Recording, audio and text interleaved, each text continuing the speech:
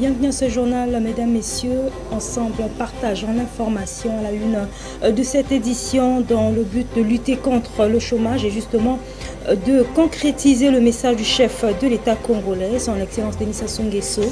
Le FONEA a en effet clôturé hier jeudi 8 février 2024 la cérémonie de la session de formation qualifiante en coupe et couture industrielle à Brazzaville. Et puis nous parlerons dans ce journal des attentes des jeunes du secteur culturel qui sont multiples et qui s'appuient sur le message des vœux du Nouvel An, décrétant ainsi 2024 année de la jeunesse.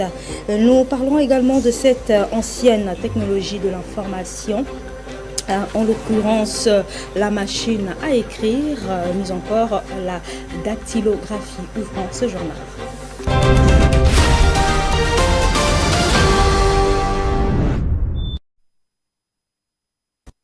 Le Congo occupe la 26e place des armées les plus puissantes en Afrique sur 38 pays et la 122e place dans le monde.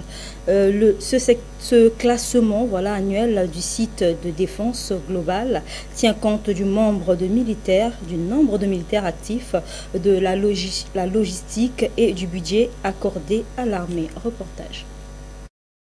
Le Congo est classé 26e armée puissante en Afrique et 122e sur le plan mondial. Ce classement publié en 2024 par le site de défense globale Firepower est réalisé sur 38 pays africains et 145 dans le monde. L'attribution des rangs se fait en fonction de la capacité militaire à travers un Power Index basé sur 60 indicateurs. L'armée congolaise compte près de 3870 hommes. Ce Power Index dont le score serait de 0, ce qui n'est pas quantifiable dans les faits. Les premières places en Afrique sont occupées par l'Égypte, l'Algérie, l'Afrique du Sud, le Nigeria et l'Éthiopie. En ce qui concerne les pays d'Afrique centrale, l'Angola occupe la 6e place, la RDC la 8e, le Tchad le 14e, le Cameroun le 19e, le Congo le 26e, le Gabon le 32e et la Centrafrique la 34e place. Dans le rang mondial, sur 145 pays, 7 pays d'Afrique centrale y figurent. L'Angola est 55e, la RDC 73e, le Tchad 93e, le Cameroun 104e, le Gabon 132e et la Centrafrique 137e. L'armée égyptienne est 15e avec 440 000 militaires actifs et de 480 réservistes, de 5 340 chars, 1080 avions militaires et 140 navires et bâtiments de guerre. Ce classement tient compte du nombre des militaires actifs, de la force navale, du nombre des avions de chasse, du budget alloué à la défense et de la flexibilité logistique. Par contre, il ne comptabilise pas les stocks nucléaires, le manque du littoral et de la force navale. C'est hier jeudi 8 février que s'est tenue la cérémonie de clôture de la session de formation qualifiante en coupe et couture industrielle organisée par le FONEA à Brazzaville en présence du ministre de la formation qualifiante et de l'emploi Hugues Bolondélé. Suivez ce reportage de Michel Opakweli.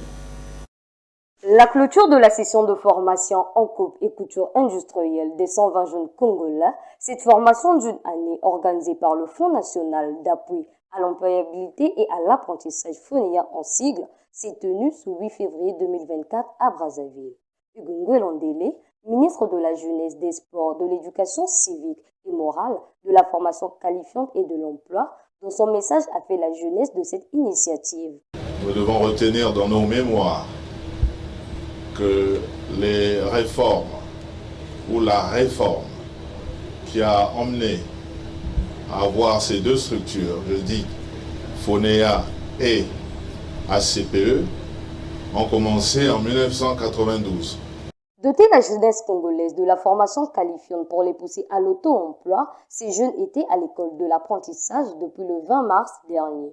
Ceci avec l'accompagnement du groupe Angora. Patrick Tiba, directeur général du FONEA, explique le but de l'appui du groupe Angora. Le FONEA a rencontré le groupe Angora qui portait le projet d'implantation d'une entreprise de couture industrielle, mais manquait d'une main-d'œuvre qualifiée.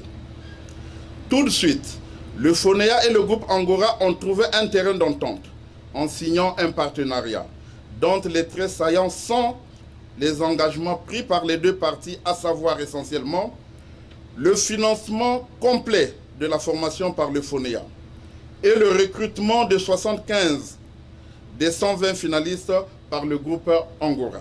Répondre au problème du chômage des jeunes par les métiers. Oubili David, l'un des apprenants, remercie dans son allocution les organisateurs. Dans la quête de la réduction du taux de chômage dans notre beau pays, au milieu de la jeunesse, cette vision très noble qui élève l'apprentissage du métier de couture industrielle au milieu juvénile et qui met au centre le savoir des jeunes Congolais est un véritable tremplin pour la jeunesse. Cette cérémonie de fin de formation a été embellie par un défilé de mode ainsi la remise des certificats de fin de formation à un échantillon de 10 jeunes formés. 75 de ces jeunes bénéficieront de l'insertion professionnelle dans l'industrie de la mode. Toujours dans ce sillage, parlant cette fois-ci des attentes des jeunes du secteur culturel. Dans son message des vœux du Nouvel An, le président de la République, Denis Sassou Nguesso, a mis en exergue des questions liées à l'occupation des jeunes en décrétant 2024 année de la jeunesse afin de réduire le taux de chômage. Les attentes des jeunes du secteur culturel sont multiples. Ginola Mabiala nous en parle dans ce reportage rendu par Ruth Kiba.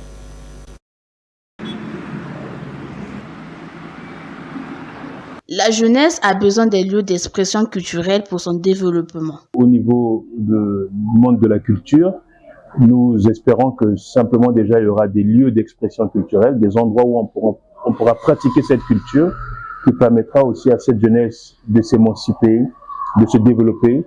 Et mon espoir à moi, c'est qu'on arrive à créer un dialogue intergénérationnel, que cette jeunesse ne soit pas laissée à elle-même, qui est surtout un rapport avec les anciens, pour que cette jeunesse s'imprègne de l'histoire du Congo. Chris Duforme Mabaki, de son côté, pense que le gouvernement devait mettre en place des fonds permettant à produire les artistes tant nationaux qu'internationaux. Les attentes que nous pouvons faire remonter en tant que producteurs, c'est par exemple mettre en place un fonds musical qui peut permettre aux producteurs de produire les artistes local et international. Mais aussi, le Congo-Brazzaville a un sérieux problème. C'est le problème des salles. Il n'y a pas de salle de spectacle. Donc, il est donc important, voire même urgent, de penser à construire une grande salle qui va abriter les spectacles. L'engagement pris par le président de la République est porteur d'espoir face à la jeunesse congolaise. Charlemagne Mayassi, producteur d'événements et manager d'artistes, salue l'initiative prise par le président de la République. Pour le secteur culturel, nos attentes sont voir se concrétiser l'accompagnement des acteurs culturels en les aidant à quitter le secteur informel pour le secteur formel. 2024, décrété année de la jeunesse par le président de la République, laisse les jeunes artistes dans l'espoir d'un futur prometteur. Autre sujet dans ce journal, parlant cette fois-ci de la Congolaise des eaux. L'eau, c'est la vie, mais voilà que les populations du quartier 77 de Dani, dans le 3e arrondissement Tchétché, qui peinent à être alimentées en eau potable sortant du robinet suite au mauvais état d'un tuyau de la Congolaise des eaux en désinfection. Suivez ce reportage, ce commentaire de Résilgloire Massouangui. L'eau, c'est la vie, dit un adage. Cette denrée de première nécessité devrait être bien traitée dans les normes et les bonnes conditions. Malheureusement, ce n'est pas le cas au quartier Tchétché où un tuyau de la Congolaise des eaux est en mauvais état. Rouillé avec de nombreuses fuites de partout et de surcroît même bloqué avec des caoutchoucs par la débrouillardise des populations du dit quartier. Le danger est encore plus grand avec une poubelle qui s'est formée à côté de ce tuyau déjà abîmé, ce qui expose cette eau à plusieurs maladies, mettant ainsi la vie des populations en péril. Ça nous fait très mal de voir ce genre de tuyau comme ça. Ça date au moins. Quand l'eau sort dans les pompes, ça sort avec les couleurs bizarres des éclatants. Tu peux quand même boire ça. Hein, quand les enfants boivent ça, souvent il y a le mal au ventre. Vraiment, on est fatigué de partir dans des hôpitaux. Quand nous partons des hôpitaux, non, les eaux que vous prenez, les eaux que nous prenez, mais Dieu merci, dans le quartier, on a Globaline qui nous ravitaille. L'eau de la LC2, on ne prend plus ça. On est fatigué. Tout le temps, il y a des factures qui arrivent, on paye. On est fatigué. Vraiment, on est fatigué. Il faudrait que les autorités de la ville de Pointe-Noire aident vraiment dans une situation comme ça. C'est méchant comme ça. Hein? C'est méchant. On a un tuyau trouvé. Et à côté, dans ma droite, il y a l'insalubrité aussi. Tout le monde vient jeter des ordures. Là, il y a l'eau. Donc, quand nous partons dans des hôpitaux avec des enfants, il y a des ordonnances qui arrivent. Donc, les mal au ventre, toutes sortes de maladies. Il y a des fièvres typhoïdes aussi à côté là. Donc, c'est bizarre. Hein? Nous voyons vraiment demande aux autorités de la ville de Pointe-Noire qui nous viennent en aide.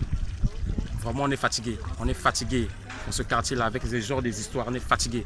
Cette fuite d'eau est aussi à l'origine de la dégradation de cette avenue. Aux décideurs de jeter un regard particulier à ce problème pour trouver une solution à cette problématique. Parlons du marché de Siafomo. Les commerçants de ce dit marché situé dans le 5e arrondissement Mongopoko lancent un cri d'alarme aux autorités compétentes suite aux mauvaises conditions dans lesquelles ils écoulent leurs marchandises afin qu'un marché digne de ce nom leur soit érigé. Prince Charlie Tikaya. Elle squattait auparavant ce lopin de terre qui finalement a vu la propriétaire les déguerpir. D'où, ne sachant où aller, elles ont été obligées de transformer cette avenue en marché de fortune, donnant ainsi l'image d'une avenue non praticable alors qu'elle ne l'est que la nuit, aux heures où ce marché semble être fermé.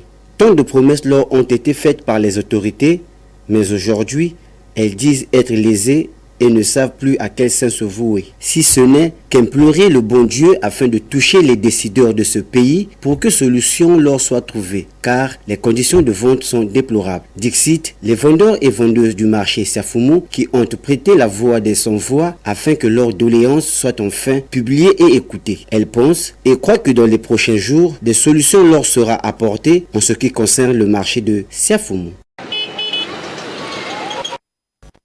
La machine à écrire est encore utilisée en RDC malgré la présence très répandue des ordinateurs. Longtemps appréciée pour la saisie des textes avec de bons caractères, la dactylographie semble aujourd'hui tenir encore sa place dans l'administration pour certains documents légaux. Jonathan Tsobo, reportage.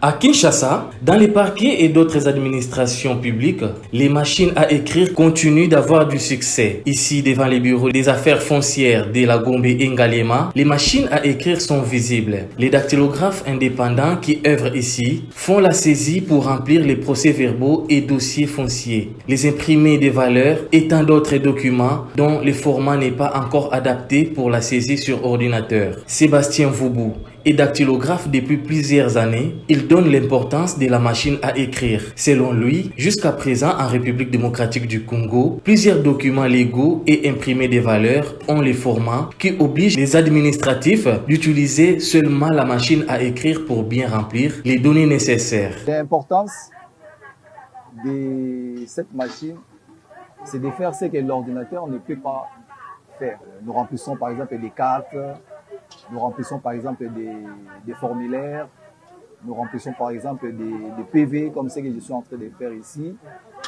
Nous remplissons des imprimés des valeurs, hein, parce qu'il y a des imprimés des valeurs qu'on remplit et qui demandent encore la machine à écrire ici.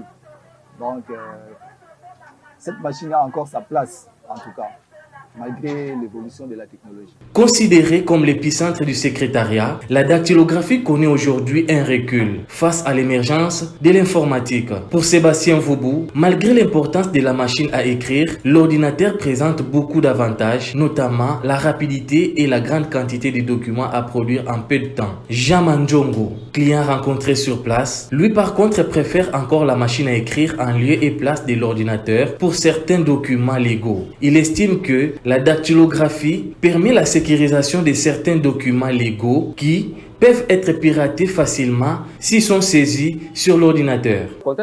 Dans le contrat de bail déjà conçu, il y a des vides à remplir que l'ordinateur n'a pas moyen de rajouter les textes.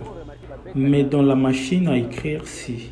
Et si tu remarques, la manière dont c'est fait, c'est pour éviter la tricherie.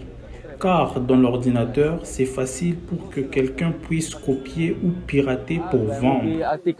Jadis, présentées dans tous les bureaux, les machines à écrire sont en perte de vitesse face à la nouvelle technologie. Malgré tout, elles ont encore des beaux jours en République démocratique du Congo.